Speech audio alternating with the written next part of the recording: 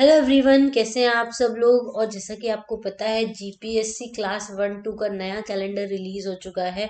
अब आपको क्या करना है, आपकी जीपीएससी प्रीलिम्स की तैयारी स्टार्ट कर देनी है। तो वही तैयारी को आपको आगे बढ़ाने के लिए मैं आपके लिए एक बहुत ही यूज़फुल और इम्पोर्टेंट वीडियो लेकर आई हूँ, जिसमें हम जीपीएससी प्रीलिम्स के बारे में सब कुछ डिटेल में डिस्कस करने वाले हैं। उसका एग्ज़ाम पैटर्न क्या है, उसकी मार्किंग स्कीम क्या है, कितने मार्क्स के क्वेश्चन आते हैं, नेगेटिव मार्किंग कितने मार्क्स की होती है, प्लस इसका डिटेल्ड सिलेबस क्या है, जिससे आपको आइडिया आ सके कि क्या आपको पढ़ना है और क्या आपको छोड़ना है। ठीक है, ये सारी चीज़ें हम डिस्कस करेंगे। और कौन सा सब्जेक्ट जो है उसका ज़्यादा इम्पोर्टेंस है प्रीवियस ईयर क्वेश्चन के बेसिस पे, वो भी हम डिटेल में डिस्कस करने वाले हैं। तो ये वीडियो जीपीएससी क्लास 1-2 की प्रिपरेशन करने वाले बच्चों के लिए बहुत ज़्यादा हेल्पफुल होने वाला है। तो वीडियो को एंड तक ज़रूर देखिएगा, काफ़ी ज़्यादा हेल्प आपको करेगा। ठीक है, तो चलिए स्टार्ट करेंगे। उसके पहले मैं आपको बता देती हूँ कि ये वाला जो एग्ज़ाम होता है जीपीएससी क्लास 1-2 एग्ज़ाम, ये 2 लैंग्वेजेस में होता है, इंग्लिश एंड गुजराती। ये 2 लैंग्वेजेस में ये पेपर आता है, इंग्लिश एंड गुजराती ये मेंशन किया गया है। और गुजराती और इंग्लिश का जो लैंग्वेज पेपर होता है मेंस एग्जामिनेशन में, सिर्फ वो अपनी रिस्पेक्टिव लैंग्वेज में आता है। मतलब कि जो मेंस एग्जामिनेशन में 2 पेपर होंगे, एक गुजराती लैंग्वेज का और एक ये अपना इंग्लिश लैंग्वेज का, वो अपने गुजराती का पेपर गुजराती लैंग्वेज में आएगा, इंग्लिश का पेपर इंग्लिश की लैंग्वेज में आएगा। उसके अलावा अगर आप इंग्लिश मीडियम के स्टूडेंट हैं तो भी आप इसके लिए अपीयर हो सकते हैं, कोई प्रॉब्लम नहीं है। अगर आप गुजराती के स्टूडेंट हैं तो भी आप इसके लिए अपीयर हो सकते हैं, कोई भी प्रॉब्लम नहीं है। आप गुजरात स्टेट को बिलोंग करते हो या आउट ऑफ गुजरात हो, दोनों ही लोगों के लिए ये एग्ज़ाम बिल्कुल ओपन है। जिनको इंग्लिश मीडियम आती है वो लोग इस एग्ज़ाम को अच्छे से दे सकते हैं, अच्छे से क्रैक कर सकते हैं। ठीक है, चलिए अब हम, अच्छा एक वीडियो मैंने उसके लिए भी बताया है कि अदर स्टेट के स्टूडेंट्स जो है वो गुजराती ये जीपीएससी क्लास 1-2 एग्जाम दे सकते हैं या नहीं दे सकते, तो आप उस वीडियो को जाके चेकआउट कर सकते हैं। ठीक है, चलिए अब हम ज़्यादा देर ना करते हुए पहले ये डिस्कस कर लेते हैं कि प्रीलिम्स एग्जामिनेशन में क्या होता है। तो सबसे पहले तो आपको, वैसे जो लोग नए हैं उनको मैं बता देती हूँ कि ये जो प्रीलिम्स एग्जामिनेशन होता है वो ऑब्जेक्टिव टाइप होता है। और उसमें 2 पेपर होते हैं, एक होता है GS1 और एक होता है GS2। GS1 वाला जो पेपर होता है वो मॉर्निंग टाइम में होता है और GS2 वाला जो पेपर होता है वो आफ्टरनून सेशन में होता है। ठीक है, दोनों का ही टाइमिंग 3-3 घंटे का रहता है। GS1 3 आवर्स का होता है, 10 से कुछ 1 बजे तक होता है। फिर GS2 वाला जो होता है वो शायद 4 से 7 की, नहीं और पहले ही हो जाता है। तो वो सारी टाइमिंग आपके रहते हैं, 3 आवर्स का जो टाइमिंग होता है वो होता है आपका, क्लियर। और 3 आवर्स का जो पेपर होता है उसका 200 मार्क्स एलोकेशन होता है और 200 ही GS2 का होता है। दोनों ही पेपर 200-200 मार्क्स के होते हैं, 200 क्वेश्चंस इसमें होते हैं। और उसके अलावा ये टोटल मार्क्स जो होते हैं वो 400 मार्क्स का होता है पेपर। और आपका जो कट ऑफ डिसाइड होता है वो 400 मार्क्स में से डिसाइड होता है। अब आपको ये जो प्रीलिम्स एग्जामिनेशन होता है वो सिर्फ और सिर्फ क्वालिफाइंग नेचर का होता है। मतलब आपको प्रीलिम्स का कट ऑफ क्लियर करना होता है, आपको प्रीलिम्स में टॉप बिल्कुल नहीं करना है, आपको प्रीलिम्स का कट ऑफ क्लियर करना है और मेंस एग्जामिनेशन के लिए अपीयर होना है। आपका सबसे इम्पोर्टेंट जो चीज़ होती है जीपीएससी एग्जाम को क्रैक करने के लिए वो होगा मेंस आंसर राइटिंग। ठीक है, मेंस में आपको परफॉर्म करना है, क्योंकि मेंस का एग्जामिनेशन जो होता है उस वो आपकी मेरिट डिसाइड करता है कि आपको जीपीएससी में कौन सी पोस्ट मिलेगी, आपको कौन सी रैंक आएगी जीपीएससी में। ठीक है, लेकिन प्रीलिम्स का अपना एक इम्पोर्टेंस है, क्योंकि अगर आप प्रीलिम्स को क्वालिफाई नहीं करेंगे तो आप मेंस नहीं लिख पाएंगे। तो प्रीलिम्स भी उतना ही इम्पोर्टेंट है जितना मेंस है। ठीक है, तो प्रीलिम्स को आपको ऐसे टारगेट करना है कि आप आराम से प्रीलिम्स को क्वालिफाई कर सकें, जिससे आप मेंस को तैयारी करना है। आपको प्रीलिम्स में टॉप नहीं करना है, मैं अभी भी बोल रही हूँ, प्रीलिम्स में आपको टॉप नहीं करना है। 400 आउट ऑफ 300 आउट ऑफ 400 ऐसे मार्क्स आपको नहीं लाने हैं। जो उसका कट ऑफ होता है वो आपको लाना होता है। लास्ट ईयर का जो कट ऑफ गया था, क्योंकि वो गया था 184, पेपर के जो नंबर ऑफ वैकेंसीज थी वो कम है। अभी जो 7 जनवरी को एग्जाम हुआ है उसका कट ऑफ आना अभी बाकी है। उसमें नंबर ऑफ पोस्ट जो थी वो अच्छी खासी थी, 293 पोस्ट थी और पेपर भी काफ़ी इजी आया था। तो देखते हैं कट ऑफ कितना जाएगा। तो अप्रोक्सीमेट यही चांसेस है कि 150 से लेके 180 के बीच में कट ऑफ जाएगा। तो इस तरीके से आपको टारगेट करना है। आपको कौन से सब्जेक्ट पढ़ने हैं, कौन से नहीं सब्जेक्ट पढ़ने हैं। अगर कुछ सब्जेक्ट आपके छूट रहे हैं तो आप उनको छोड़ सकते हैं, लेकिन आपको ऐसे स्कोर करने कि आपकी 200 प्लस मार्क्स आपको आए। आपको इस तरीके से प्रीलिम्स एग्जामिनेशन की तैयारी करनी है, ठीक है। तो ये सारी चीज़ें हैं, मार्किंग स्कीम मैंने आपको बता दी है। 200 मार्क्स के पेपर होते हैं, टोटल 400 में से आपकी स्कोरिंग होती है। 184 लास्ट कट ऑफ गया था, अभी जो कट ऑफ आने वाला है उससे और आपको क्लियरिटी आएगी, लेकिन 184 200 के अंदर ही आपका कट ऑफ रहेगा, ये एकदम श्योर बात है, ठीक है। तो आपको ऐसे इस एग्जाम को लेके चलना है कि आप अगर 100 GS1 में स्कोर कर लेते हैं, 100 GS2 में स्कोर कर लेते हैं तो भी आपका अच्छा है। अगर आपके GS1 के सब्जेक्ट अच्छे हैं तो आप उसमें ज़्यादा स्कोर कर सकते हैं। इन ऑल आपको दोनों पेपर में मिला के 200 स्कोर करना है, तो ये बहुत ही अच्छी चीज़ है। सेक्शनल कट ऑफ जैसा कुछ भी नहीं है यहाँ पर, क्लियर। चलिए अब हम डिस्कस करने वाले हैं प्रीलिम्स एग्जामिनेशन का सिलेबस डिटेल में Gujarat administrative services class 1-2 exam के लिए, ठीक है।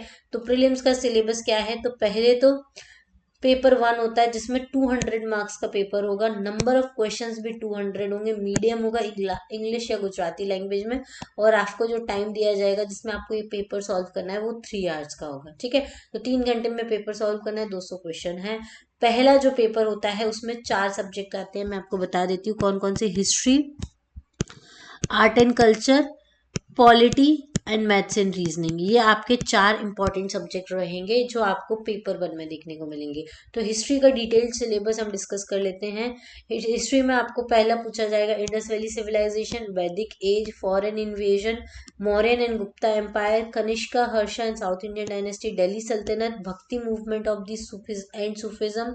फिर गुजरात की मेजर डायनेस्टीज के बारे में पूछा जाता है, इंडिपेंडेंट सल्तनत ऑफ गुजरात, ठीक है।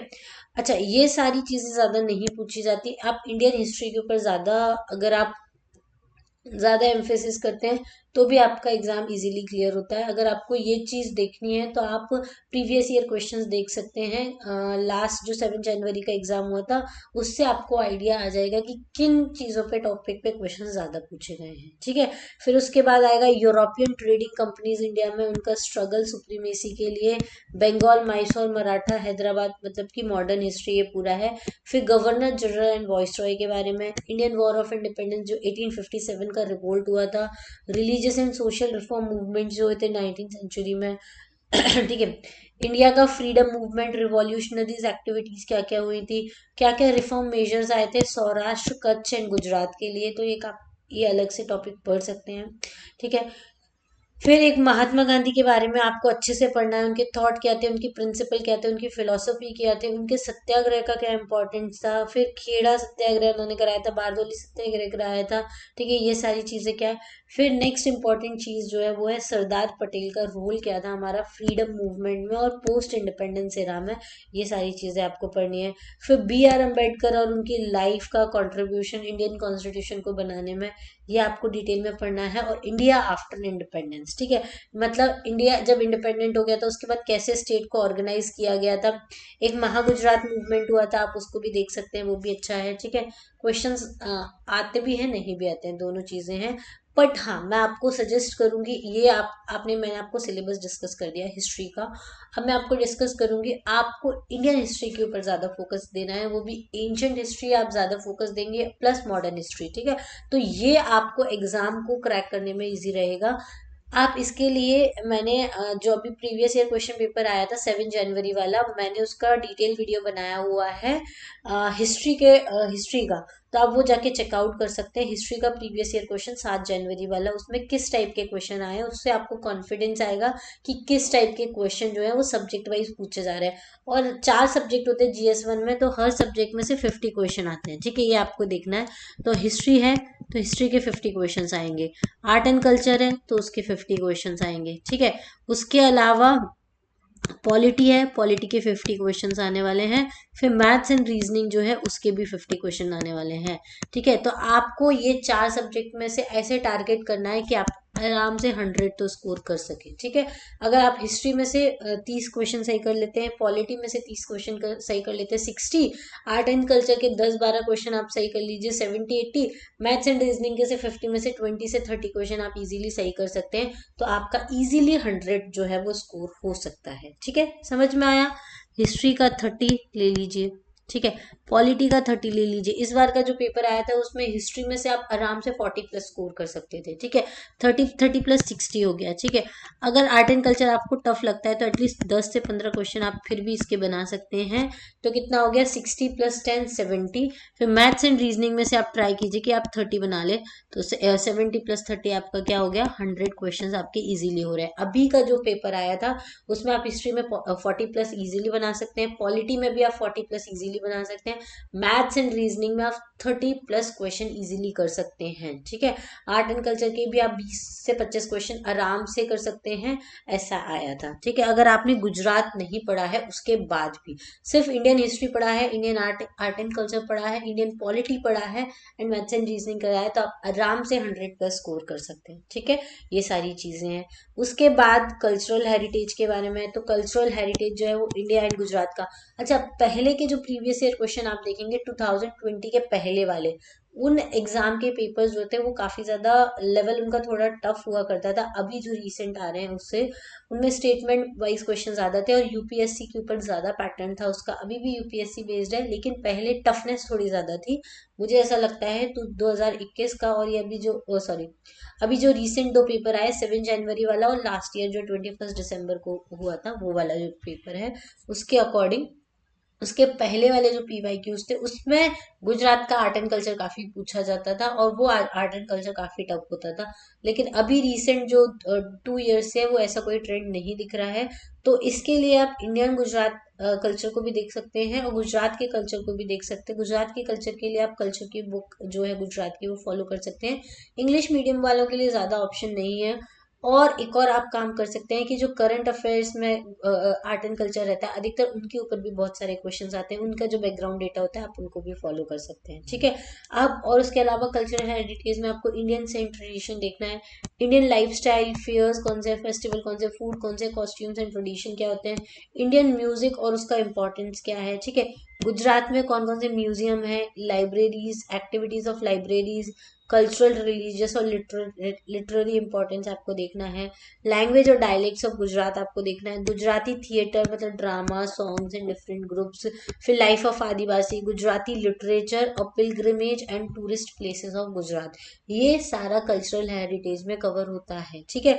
अच्छा इंडियन हेरिटेज के लिए, Indian culture art and culture के लिए आप ये फॉलो कर सकते हैं, क्या बोलते हैं उसको, नितिन सिंघानिया को फॉलो कर सकते हैं, या फिर आपको यूट्यूब वीडियो भी आप देख सकते हैं, या फिर हमारा जो ग्रुप कोर्स है जीपीएससी का आप उसको भी परचेज कर सकते हैं सिविल सिग्नल एप्लीकेशन के ऊपर जाके, वहां पे भी हमने काफी डिटेल में ये सब कुछ कवर करना है। ये आर्ट एंड कल्चर और सारे सब्जेक्ट्स आपको डिटेल में मिलेंगे, साथ में आपको फ्री पीडीएफ मटेरियल भी मिलेगा और आपको लाइव क्लासेस में मिलेंगे जब भी कोई आपका डाउट होता है। सैटरडे संडे लाइव क्लासेस रहती हैं, किसी को भी कोई भी डाउट होता है तो लाइव क्लासेस आती है, ठीक है। चलिए इसके अलावा नेक्स्ट जो टॉपिक है वो है हमारा कॉन्स्टिट्यूशन का पॉलिटी, जिसको हम बोलते हैं। पॉलिटी के लिए सिर्फ एक ही बुक है जो आपको पढ़नी है, अगर आपने उसको अच्छे से पढ़ लिया तो आपका पूरा का पूरा पॉलिटी जो है वो सॉल्व है, वो है एम लक्ष्मीकांत। आपको पॉलिटी का सब कुछ पढ़ लेना है। पॉलिटी हम लोगों ने पूरा कोर्स में कवर किया हुआ है, सारे वीडियोस बनाए, अगर आपने उतना भी देख लिया तो आप सारे क्वेश्चन जो है एमसीक्यूज वो सॉल्व कर सकते हैं, ठीक है। तो पॉलिटी में क्या क्या इंपॉर्टेंट है, तो इंडियन कॉन्स्टिट्यूशन का evolution, features, preamble, fundamental rights, fundamental duty. इस साल का आप जो पेपर देखेंगे उसमें फंडामेंटल राइट से कम 6 से 7 क्वेश्चन आए हैं, फंडामेंटल ड्यूटीज के 2 से 3 क्वेश्चन थे, डीपीएसपी के 4 से 5 क्वेश्चन थे, ये इंपॉर्टेंट थे, ठीक है। ये सारी चीजें आई थी। तो फंडामेंटल राइट तो आपको बिल्कुल स्किप नहीं करना है, ये आपको करना ही करना है।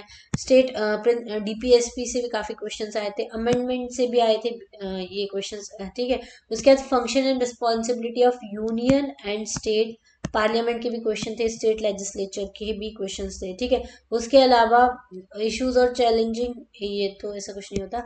फिर कॉन्स्टिट्यूशनल अथॉरिटीज में उसके पावर्स, फंक्शन एंड रिस्पॉन्सिबिलिटी, पंचायती राज के अच्छे क्वेश्चन थे, 5 से 6 क्वेश्चन पंचायती राज पे आए थे, ठीक है। उसके अलावा इम्पैक्ट क्या हुआ था एलपीजी रिफॉर्म्स का, तो ये आपका इकोनॉमी में भी कवर हो जाता है। और उसके अलावा statutory, regulatory and quasi judicial bodies, right issues.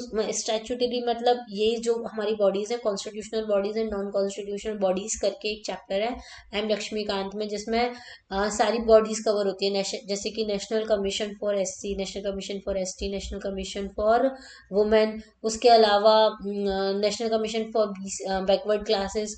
उसके अलावा ये हमारी जो कॉन्स्टिट्यूशनल बॉडी है, जैसे इलेक्शन कमीशन ऑफ इंडिया हो गया, ठीक है, उसके अलावा सीबीसी हो गया, ठीक है। ये ऐसी बहुत सारी कमिटीज हैं जो कॉन्स्टिट्यूशनल और नॉन कॉन्स्टिट्यूशनल बॉडीज में आती है, उसके ऊपर भी क्वेश्चंस आते हैं। फिर राइट इश्यूज में human rights, women right, SC ST right, child rights, ये आपके सारा कॉन्स्टिट्यूशनल बॉडीज में, नॉन कॉन्स्टिट्यूशनल बॉडीज में कवर हो जाते हैं, ठीक है। India's foreign policy, international relations, ये वाला जो टॉपिक है आपका वो करंट अफेयर्स में कवर हो जाता है। जो इंटरनेशनल रिलेशन से जो टॉपिक होते हैं, जो कंट्रीज के साथ हमारे रिलेशन होते हैं, जो न्यूज में चल रहे होते हैं, उन्हीं के ऊपर क्वेश्चन अधिकतर आते हैं, ठीक है। कोई भी इंपॉर्टेंट इंस्टीट्यूशन, मतलब अगर न्यूज में है तो उसके बारे में क्वेश्चन पूछा जा सकता है, ठीक है। जैसे कि एशियान समिट के ऊपर पूछा था, सार्क के ऊपर पूछे जाते हैं, तो इस टाइप के क्वेश्चन जो है वो पूछे जाते हैं। अब इम्पोर्टेंट पॉलिसीज जो गवर्नमेंट ने अनाउंस की होती है बजट के अंदर, या फिर जो बहुत ही इंपॉर्टेंट कोई पॉलिसी होती है जो गवर्नमेंट लेकर आती है, उसके ऊपर क्वेश्चन आ जाते हैं। फिर उसके अलावा स्टेट गवर्नमेंट अगर कोई पॉलिसी आती है तो स्टेट गवर्नमेंट की पॉलिसीज आप देख सकते हैं। उसके लिए आपको कुछ नहीं करना होता है, सिंपल आप गूगल भी कर सकते हैं, यूट्यूब पे वीडियोस भी देख सकते हैं, और अगर आप कोर्स परचेज करेंगे तो उसमें आपको सारी की सारी पॉलिसीज भी मिल जाएंगी, ठीक है। चलिए, उसके बाद आता है हमारा judicial system, judiciary in India. तो उसमें आपको supreme court, high court, supreme court की पावर, हाई कोर्ट की पावर, ठीक है, ये सारी चीजें पढ़नी है। सुप्रीम कोर्ट, हाई कोर्ट के ऊपर भी इस पर अच्छे खासे क्वेश्चन है, 4 से 5 क्वेश्चन आपको उस पर देखने को मिलेंगे। तो जुडिशियल रिव्यू क्या होता है, पब्लिक पीआईएल क्या होता है, लैंडमार्क जजमेंट्स क्या है, फिर इमरजेंसी प्रोविजन क्या होते हैं, कॉन्स्टिट्यूशनल अमेंडमेंट्स क्या है, ये सारे क्वेश्चन जो है वो पॉलिटी से रिलेटेड आते हैं। अगर आपने अभी तक लास्ट ईयर के पॉलिटी के पीवाईक्यूज नहीं देखे तो आप मेरे चैनल पे जाके देख सकते हैं। अभी लास्ट ईयर का पॉलिटी का मैंने स्पेसिफिक बनाया हुआ है टॉपिक वाइज, तो आप वो देख सकते हैं। इसके अलावा प्रीवियस ईयर क्वेश्चंस के भी हैं, वो भी आप देख सकते हैं। 2022-23 का भी है, वो भी आप देख सकते हैं। तो इससे आपको आइडिया आएगा कि किस टाइप के जो पॉलिटी के क्वेश्चंस हैं वो जीपीएससी एग्जाम में पूछे जा रहे हैं, ठीक है। पहले, अच्छा, मैं आपको एक चीज बताऊंगी। एक वीडियो मैंने बनाया, उसमें आप देख रहे हैं 4 इंपॉर्टेंट पिलर होते हैं जीपीएससी क्लास 1-2 एग्जाम के लिए। वो चारों आप अगर फॉलो कर लेते हो तो आपको जीपीएससी एग्जाम को क्रैक करने से कोई भी नहीं रोक सकता। और उसमें सबसे इंपॉर्टेंट होता है एक सिलेबस, दूसरा प्रीवियस ईयर क्वेश्चन, तीसरा होता है आपका मॉक टेस्ट, और चौथा होता है रिवीजन, ठीक है। ये 4 इंपॉर्टेंट पिलर्स होते हैं किसी भी एग्जाम की तैयारी करने के लिए। उसके अलावा चौथा जो आपका सब्जेक्ट है जीएस 1 का, वो है जनरल मेंटल एबिलिटी, जिसमें आपका लॉजिकल रीजनिंग और एनालिटिक एबिलिटीज के ऊपर क्वेश्चन आते हैं। नंबर सीजिंग, कोडिंग, डिकोडिंग के ऊपर काफी क्वेश्चंस थे इस बार। रिलेशंस के ऊपर जो प्रॉब्लम्स आती हैं वो उसके ऊपर क्वेश्चन है। शेप्स, वेन डायग्राम, फिर क्लॉक के ऊपर, कैलेंडर के ऊपर भी क्वेश्चंस थे इस बार, ठीक है। लीनियर इक्वेशंस इसके ऊपर नहीं थे। रेशियो, प्रोपोर्शन और वेरिएशन इसके ऊपर क्वेश्चंस थे, ठीक है। उसके अलावा हाँ, ये वाला जो टॉपिक होता है, नहीं सॉरी, ये वाला नहीं, इसके अलावा percentage, simple compound interest, profit and loss, इनके ऊपर क्वेश्चन थे। टाइम एंड वर्क का बहुत सिंपल क्वेश्चन था, लेकिन time and work, time and distance के ऊपर क्वेश्चंस आते हैं। उसके अलावा ये जो 13th नंबर का टॉपिक होता है, इसको आप मार्क करके रख लीजिए, इससे बहुत क्वेश्चंस आते हैं। जो एरिया पैरामीटर वाले क्वेश्चंस होते हैं, ज्योमेट्रिकल शेप्स के, वॉल्यूम के, सरफेस एरिया के, कोन के, सिलेंडर के, क्यूब्स के और क्यूबॉइड्स के, ये सिंपल क्वेश्चंस होते हैं। अगर आप RS अग्रवाल या फिर कोई भी मैथ्स एंड रीजनिंग की अगर आप बुक देखेंगे ना, उसमें ये वाले जो क्वेश्चंस होते हैं सिंपल फॉर्मूले होते हैं एरिया के, पैरीमीटर के, उनसे ये सॉल्व हो जाते हैं। तो ये क्वेश्चंस जो है वो जीपीएससी एग्जाम काफी पूछता है। फिर lines, angles, common geometrical figures, ये जैसे Pythagoras theorem, quadrilateral, rectangle, parallelogram, rhombus, ये क्वेश्चन मुझे कम देखने को मिलते हैं, लेकिन 13th नंबर का ये जो टॉपिक है इसके क्वेश्चंस आपको काफी ज्यादा देखने को मिलते हैं, ठीक है। फिर बॉर्डमास रूल, फिर DI, data interpretation, data analysis, data sufficiency और प्रोबेबिलिटी का एक क्वेश्चन, एक या दो क्वेश्चन थे इस बार, ठीक है। तो ये सारे टॉपिक्स हैं जीएस 1 के जो हमने डिस्कस कर लिए। आपको कहाँ से पढ़ना है, क्या क्या पढ़ना है, कितने आप स्कोर कर सकते हैं, ये सब कुछ हमने डिटेल में डिस्कस कर लिया जीएस 1 के लिए। अब नेक्स्ट हम देखने वाले हैं जीएस 2। जीएस 2 में भी सेम पैटर्न है आपका, 200 मार्क्स का पेपर है, नंबर ऑफ क्वेश्चन है 200, मीडियम 2 ही लैंग्वेज में होगा, इंग्लिश एंड गुजराती, और टाइमिंग है आपका 3 आवर्स। ठीक है, इसमें 4 सब्जेक्ट हैं GS2 में, वो मैं आपको बता देती हूँ कौन कौन से 4 सब्जेक्ट हैं। तो पहला है इकोनॉमी, ठीक है, दूसरा है ज्योग्राफी, तीसरा है आपका साइंस एंड टेक, और चौथा है आपका करंट अफेयर्स। ठीक है, इसमें से साइंस एंड टेक वाला ये दोनों ही जो टॉपिक है वो करंट अफेयर्स में ही कवर हो जाते हैं। इकोनॉमी का भी अधिकतर पोर्शन जो है वो करंट अफेयर्स से आता है, बचा हुआ ज्योग्राफी वो आपका स्टैटिक सब्जेक्ट है। ठीक है, तो ये सारी चीजें हैं। तो अधिकतर आपको GS पेपर 2 लोगों को टफ भी लगता है पेपर 1 के कंपैरिजन में, क्योंकि अधिकतर वो जो पेपर होता है वो करंट अफेयर बेस्ड रहता है। अगर आपने करंट अफेयर्स नहीं पढ़े हैं, कितने साल का करंट अफेयर पढ़ना होता है? सिर्फ 1 ईयर का करंट अफेयर पढ़ना है। दिसंबर में एग्जाम है तो दिसंबर से दिसंबर तक या जनवरी टू दिसंबर आप पढ़ लीजिए, इतना ही आपके लिए मोर देन सफिशियंट रहेगा। ठीक है, इंडियन इकोनॉमी एंड प्लानिंग के लिए तो इंडिपेंडेंस के टाइम पे क्या था, उसका इमर्जेंस कैसे हुआ, हिस्टोरिकल क्या हुआ, प्लान मॉडल्स क्या थे, मतलब ये जो प्लानिंग वाले क्वेश्चन थे ना, 5 ईयर प्लान्स वाले, इसके ऊपर 4 से 5, 3 से 4 क्वेश्चन जो है वो आपको इस बार के एग्जाम में देखने को मिले हैं। 5 ईयर प्लान्स, ये मैंने जब GPSC का क्रैश कोर्स लिया था तब भी मैंने स्टूडेंट्स को बोला था कि ये जो 5 ईयर प्लानिंग वाले जो चैप्टर है वो आपको बिल्कुल नहीं छोड़ना है। एक 5 ईयर प्लानिंग हो गया, एक सेंसस हो गया, इन पे क्वेश्चन GPSC हमेशा पूछता ही पूछता है। बजट पे पूछे या ना पूछे, लेकिन वो 5 ईयर प्लान्स हुए या फिर आपका ये क्या बोलते हैं उसको, सेंसस हुआ, इनके ऊपर 1 से 2 से 4 क्वेश्चन हमेशा रहते ही हैं। तो इनको आप अच्छे से पढ़ के जाइएगा, इन पे क्वेश्चंस रहेंगे। नीति आयोग के ऊपर क्वेश्चन था, नीति आयोग बहुत इंपॉर्टेंट है। फिर एग्रीकल्चर सेक्टर में आपको एग्रीकल्चर में लैंड रिफॉर्म्स क्या हुए, टेक्नोलॉजिकल चेंजेस क्या है, फिर इरिगेशन प्राइसिंग, अभी एक्चुअली फार्मर प्रोटेस्ट हो रहे हैं, आपको पता है इस साल। ठीक है, पंजाब हरियाणा दिल्ली वाली साइड में। तो एग्रीकल्चर के क्वेश्चन आपसे ज्यादा पूछे जा सकते हैं, MSP क्या है, ठीक है, ये मिनिमम सपोर्ट प्राइस क्या होता है, किस लिए ये सारी चीजें हो रही हैं। तो एग्रीकल्चर का काफी अभी रोल है, तो एग्रीकल्चर के क्वेश्चंस आपसे ज्यादा पूछे जाते हैं। फूड सिक्योरिटी में क्या प्रॉब्लम आती है, पब्लिक डिस्ट्रीब्यूशन सिस्टम क्या है, ग्रीन रेवोल्यूशन के ऊपर भी काफी क्वेश्चंस आते हैं। फिर सस्टेनेबल एग्रीकल्चर क्या होता है, ऑर्गेनिक फार्मिंग क्या होता है, उसके टाइप क्या होते हैं, वो आपको अच्छे से देखने हैं। ठीक है, तो ये सारी चीजें हैं जो आपको एग्रीकल्चर पे ध्यान देनी है। फिर आता है आपका इंडस्ट्रियल पॉलिसी, तो पब्लिक सेक्टर एंटरप्राइजेस क्या होते हैं। अभी प्राइवेटाइजेशन और डिसइन्वेस्टमेंट काफी ज्यादा न्यूज में है, तो उसको आप अच्छे से देख लीजिए, किस चीज का प्राइवेटाइजेशन कर रही है गवर्नमेंट, कहाँ कहाँ पे डिसइन्वेस्टमेंट कर रही है, ये सारी चीजें। ठीक है, इसका काफी डिटेल वीडियो मैंने बनाया हुआ था इंडस्ट्री वाला, तो इससे काफी अच्छा टॉपिक है ये, तो आप देख सकते हैं इसको। फिर स्पेशल इकोनॉमिक जोन्स क्या होता है, इंडस्ट्रियलाइजेशन क्या होता है, फॉरेन इन्वेस्टमेंट क्या होता है, कंपटीशन पॉलिसीज क्या होती है, ये सारी चीजें आपको पता होना चाहिए। फिर इंफ्रास्ट्रक्चर क्या है इंडियन इकोनॉमी का, तो क्या इंपॉर्टेंस है, क्या मीनिंग है इंडियन इकोनॉमी का इसका, जैसे कि वाटर सप्लाई एंड सैनिटेशन क्या होता है, एनर्जी एंड पावर क्या होता है, साइंस एंड टेक्नोलॉजी क्या होता है, रूरल एंड अर्बन इंफ्रास्ट्रक्चर क्या है, airport, railway, telecommunication, social impact assessment, ये सारी चीजें होती हैं। फिर ट्रेंड्स, मतलब ग्रोथ रेट आपको देखनी है कितना चल रहा है, gender, rural urban migration, literacy कितनी है, रीजनल स्ट्रक्चर क्या है, पोवर्टी, इनइक्वालिटी, ये सब आपको 2011 सेंसस के अकॉर्डिंग देखना है, क्योंकि अभी 2021 वाला सेंसस नहीं हुआ है। ये जो अभी आपके क्या इलेक्शंस आने वाले हैं उसके बाद जो है आपका डिजिटल सेंसस आएगा। ठीक है, अनएम्प्लॉयमेंट का क्या ट्रेंड है, अच्छा इंडेक्सेस बहुत ज्यादा इंपॉर्टेंट है, इंडेक्सेस पूछे जाते हैं।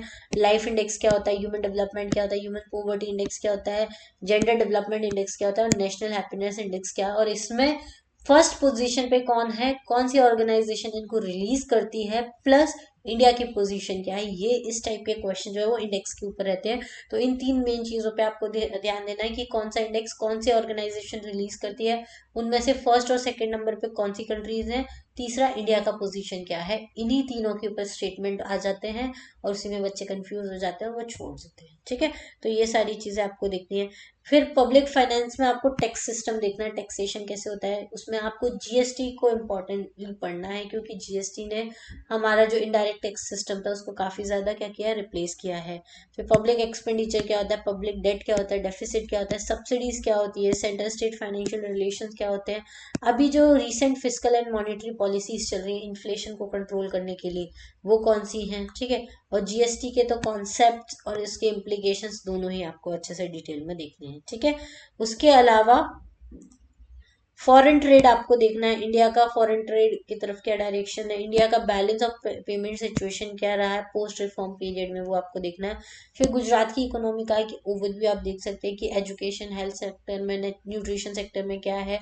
मेनली जो आपको बजट होता है ना गुजरात का साल भर का, वो आपको बताता है ये सारी चीजें कि एजुकेशन में कितना इन्वेस्ट किया, हेल्थ में कितना किया, न्यूट्रिशन में क्या किया है, एग्रीकल्चर के लिए क्या स्कीम लेकर आए, वाटर रिसोर्सेज के लिए क्या लेकर आए, इंडस्ट्री के लिए क्या लेकर आए हैं, क्या क्या डेवलपमेंटल पॉलिसीज आई हैं, ठीक है, इकोनॉमिक या सोशल इंफ्रास्ट्रक्चर में क्या चेंज किया है। तो आप वहां से ये सारी चीजें गुजरात इकोनॉमी की कवर कर सकते हैं, ठीक है। तो इकोनॉमी में आपको इतना कवर करना है।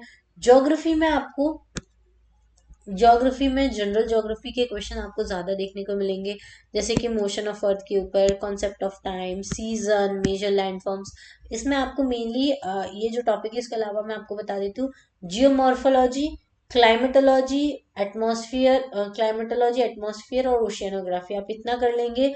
प्लस इंडियन ज्योग्राफी आपने कर ली, तो आपके ज्योग्राफी के कोई क्वेश्चन बाहर नहीं जाते, उसके साथ आपने ऑब्जेक्टिव सॉल्व कर लिए, तो आपका ज्योग्राफी का काम सही हो जाता है, ठीक है। फिर उसके अलावा एटमॉस्फेयर स्ट्रक्चर एंड कंपोजिशन इसमें रहता है, क्लाइमेट ये क्लाइमेटोलॉजी कहा जाता है, एयर मासेस एंड फ्रंट्स ये क्लाइमेटोलॉजी में आता है, एटमॉस्फेरिक डिस्टर्बेंसेस, क्लाइमेट चेंज, फिर ओशियंस में ओशियनोग्राफी, उसका फिजिकल, केमिकल, बायोलॉजिकल कैरेक्टरिस्टिक्स, ये सब चीजें आ जाती है। हाइड्रोलॉजिकल डिजास्टर्स, ठीक है, जैसे कि सुनामी वगैरह, कॉन्टिनेंटल रिसोर्सेज, मरीन रिसोर्सेज, ये सब कुछ हम लोगों ने डिटेल में कवर किया है ज्योग्राफी वाले सेक्शन में। आप चाहें तो कोर्स में जाके देख सकते हैं, फ्री वीडियोस भी अवेलेबल है। इसके लिए आपको सिर्फ कुछ नहीं करना है, सिविल सिग्नल एप्लीकेशन डाउनलोड करनी है, वहां पे आपको जीपीएससी कोर्स दिखेगा, वहां से जाके आपको ज्योग्राफी में जाना है, हिस्ट्री में, सब सेक्शंस के अलग अलग फ्री वीडियोस भी अवेलेबल है, आप उनको देख सकते हैं। अगर आपको कंटेंट अच्छा लगे तो आप उसको परचेज कर सकते हैं, आपके लिए काफी ज्यादा बेनिफिशियल रहेगा, ठीक है। चलिए, फिजिकल ज्योग्राफी में फिजिकल वर्ल्ड इन या मेजर फिजिकल डिवीजन, जैसे कि earthquakes, landslide, natural drainage system, climate change में क्या क्या हो रहा है, क्लाइमेट चेंज से रिलेटेड क्या क्या न्यूज में रहता है, वो ज्यादा इंपॉर्टेंट होता है, उसके ऊपर क्वेश्चंस आते हैं। नेशनल पार्क्स एंड सेंचुरीज कौन सी नई बनी है, कौन सी न्यूज में रही है, वो उसके ऊपर ज्यादा होता है। फिर सॉइल स्ट्रक्चर कैसा है इंडिया का, रॉक्स एंड मिनरल सिस्टम, वो पूछा जाता है, ठीक है। फिर ये जो सोशल वाला सिस्टम होता है, वो आपका सेंसस से कवर हो जाता है कि सेक्स रेशियो कितना चल रहा है, लिटरेसी रेट कितनी है, एससी एसटी की पॉपुलेशन कितनी है, रूरल अर्बन कंपोनेंट्स क्या है, ठीक है, अर्बनाइजेशन क्या है, माइग्रेशन क्या है, मेट्रोपॉलिटन रीजन्स क्या है, ये सारी चीजें। फिर इकोनॉमिक में ये major sectors of economy, agriculture, industry, services, ये अधिकतर आपका इकोनॉमी में भी कवर हो जाता है, ठीक है। तो ये सारी चीजें, साइंस एंड टेक का मैं आपको सिलेबस डिस्कस कर दूंगी, लेकिन फिर भी मैं आपको सजेस्ट करूंगी कि अगर आपने करंट अफेयर्स में से साइंस एंड टेक वाला पोर्शन अच्छे से कर लिया, तो ये साइंस एंड टेक्नोलॉजी आपका ऑटोमेटिकली पूरा कवर हो जाता है, क्योंकि इस बार का भी आप पेपर में ट्रेंड देखेंगे तो आपको समझ में आएगा कि साइंस एंड टेक के जो क्वेश्चन है वो अधिकतर करंट अफेयर बेस्ड है, करंट में जो न्यूज चल रहे थे, जैसे स्पेस टेक्नोलॉजी के ऊपर इसरो ने क्या क्या लॉन्च किया है, डीआरडीओ ने क्या लॉन्च किया, डीआरडीओ ने क्या नया किया है, ये सारी चीजें थी। फिर हेल्थ में क्या नई चीज आई है, हेल्थ में क्या नए इन्वेंशन हुए हैं, क्या चीजें हैं जो हेल्थ के ऊपर न्यूज में चल रही है, कौन सी डिसीज न्यूज में चल रही है, ये सारे क्वेश्चंस आपसे पूछे जाते हैं, ठीक है। तो वही चीजें पूछी जाती हैं। फिर इंफॉर्मेशन आईसीटी के बारे में पूछा जाता है, ई गवर्नेंस प्रोग्राम क्या चल रहे हैं, ठीक है, साइबर सिक्योरिटी कंसर्न क्या है, नेशनल साइबर क्राइम पॉलिसी क्या है, ये सारी चीजें पूछी जाती है। स्पेस एंड डिफेंस में इसरो के बारे में, ठीक है, Indian remote sensing satellite, India की जितनी सैटेलाइट सिस्टम है अभी, जैसे गगनयान लॉन्च होने वाला है। फिर आदित्य एल1 मिशन के बारे में पूछा गया था, इस बार एग्जाम में पूछा गया था, गगनयान के बारे में पूछा गया था, आदित्य एल1 मिशन के बारे में पूछा गया था। अभी जो मार्स ने मून पे जो लैंडिंग की है, चंद्रयान के बारे में पूछा गया था, ठीक है। ये सारी चीजें जो है जो काफी न्यूज में रहती है शुरू में, उससे क्वेश्चंस बहुत ज्यादा पूछे जाते हैं। डीआरडीओ के विजन क्या है, मिशन क्या है, उनकी एक्टिविटीज पे रेगुलर आपको देखना है न्यूज में क्या चल रहा है साल भर में, ठीक है। एनर्जी रिक्वायरमेंट एंड एफिशिएंसी क्या है, न्यूक्लियर पॉलिसी क्या है इंडिया की, जो एनएसजी ग्रुप होता है वो क्या है, ये सीटीबीटी क्या है, फिर एफएमसीटी क्या है, ये अधिकतर न्यूज में रहते हैं। कॉन्फ्रेंस ऑन डिसआर्मामेंट क्या होती है, न्यूक्लियर सिक्योरिटी समिट जो इंडिया में हुई है वो क्या हुई है। तो ये सारी चीजें जो है वो काफी पूछी जाती है। एनवायरमेंटल साइंस के क्वेश्चंस भी आपको काफी देखने को मिलेंगे, एनवायरमेंटल साइंस में बायोडाइवर्सिटी के ऊपर, क्लाइमेट चेंज, इंटरनेशनल इनिशिएटिव्स जैसे कि पॉलिसी प्रोटोकॉल्स, इंडिया की क्या कमिटमेंट्स है उनमें, वो देखने को आपको मिलेंगे। Forest and wild life, legal framework forest and wild life conservation के लिए क्या स्टेप उठाए हैं इंडिया ने। उसके अलावा एनवायरमेंटल हिजार्ड्स क्या है, पोल्यूशन क्या है, कार्बन एमिशन क्या है, ग्लोबल वार्मिंग क्या है, नेशनल एक्शन प्लान्स क्या है क्लाइमेट चेंज के लिए, डिजास्टर मैनेजमेंट के लिए, biotechnology, nano technology, nature, scope, application, ethical, social and legal issues, government क्या पॉलिसी लेकर आया है एनवायरनमेंट को प्रोटेक्ट करने के लिए, जेनेटिक इंजीनियरिंग क्या होती है, ये सारे टॉपिक अधिकतर करंट में रहते हैं। करंट में अगर आप विजन आईएसबी या दृष्टि आईएएस कहीं कहीं पे भी उठा के देखोगे तो साइंस एंड टेक्नोलॉजी में ये सारे जो टॉपिक्स होते हैं, चाहे स्पेस टेक्नोलॉजी हो, चाहे एनवायरमेंटल साइंस हो, चाहे ये साइबर सिक्योरिटी हो, ये न्यूज में रहते हैं और इनकी सबकी करंट अफेयर्स की न्यूज आती है और उन करंट अफेयर्स की न्यूज से ही आपको एग्जाम में क्वेश्चंस देखने को मिलते हैं। ठीक है, उसके अलावा लास्ट है करंट अफेयर्स। तो करंट अफेयर में आपको इंटरनेशनल करंट अफेयर्स आपको अच्छे से करने हैं, पॉलिटी के करंट अफेयर्स करने हैं, इकोनॉमी के करंट अफेयर्स करने हैं, साइंस एंड टेक के करने हैं और गवर्नमेंट पॉलिसीज अच्छे से करनी है। बजट, इंडिया का बजट, गुजरात का बजट प्लस इकोनॉमिक सर्वे में इंडिया का इकोनॉमिक सर्वे और गुजरात का इकोनॉमिक सर्वे के हाइलाइट्स। ठीक है, ये सारे आपको अच्छे से अगर आप कवर कर लेते हैं तो आपका GS1 और GS2 का सिलेबस कंप्लीट हो जाएगा और आप इजीली 200 स्कोर कर सकते हैं। देखो, इसमें भी आप इजीली स्कोर कर सकते हैं। इकोनॉमिक, इसमें ज्योग्राफी के क्वेश्चन तो काफी इजी थे, आप 50 में से आराम से 40 प्लस स्कोर कर सकते थे, इतनी इजी क्वेश्चन आए थे। इकोनॉमी के जो क्वेश्चन थे उसमें से वो थोड़े टफ लेवल पे थे, तो 20 से 25 आप स्कोर कर सकते थे। उसके अलावा जो साइंस एंड टेक के क्वेश्चन थे वो काफ़ी इजी थे। अगर किसी ने साइंस एंड टेक सिर्फ करंट अफेयर में से भी पढ़ा होगा, उसका अगर अलग से स्टैटिक भी नहीं पढ़ा है तो आराम से 30 प्लस वो कर सकता था। फिर करंट अफेयर के क्वेश्चन भी बहुत ज़्यादा टफ लेवल पे नहीं थे, मैं तो नहीं मानूंगी, क्योंकि बहुत ज़्यादा डीप में क्वेश्चन पूछे ही नहीं गए थे, नॉर्मल क्वेश्चन पूछे गए थे। तो आप उसमें भी आराम से 30 प्लस स्कोर कर सकते थे। ठीक है, इतना आप, मैं इतना टारगेट लेकर चल रही हूँ, लेकिन आराम से बच्चा 100 प्लस तो स्कोर कर सकता है पेपर 2 में भी। ठीक है, तो पेपर 1 और पेपर 2 में कुछ मार्क्स जो होते हैं आपके नेगेटिव मार्किंग में चले जाते हैं, कुछ में आप क्या होते हैं कंफ्यूज हो जाते हैं। कुछ लोग क्या करते हैं, जैसे कि सिर्फ सिलेबस कंप्लीट किया, प्रैक्टिस नहीं करते, MCQs नहीं लगाते, तो वो लोग वहां जाके थोड़े से कंफ्यूज हो जाते हैं, तो वो भी एक पॉइंट रहता है। तो इस वजह से आपके कुछ क्वेश्चंस गलत हो जाते हैं। आप जितना मैं आपको ये बोल रही हूँ उतने आप क्वेश्चन नहीं अटेम्प्ट कर पाते, लेकिन हाँ आप 100 के आसपास कर सकते हैं। और ये जो होते हैं, ये 100 प्लस आपने फर्स्ट में कर लिया, 100 प्लस सेकंड में कर लिया, 200 हो रहा है आपके। कुछ मार्क आपके नेगेटिव मार्किंग में जाएंगे अगर आपने गलत किया, कुछ आप तुक्के भी लगाते हैं। तो इन सारी चीजों से ही आपका कट ऑफ जो होता है वो क्लियर होता है।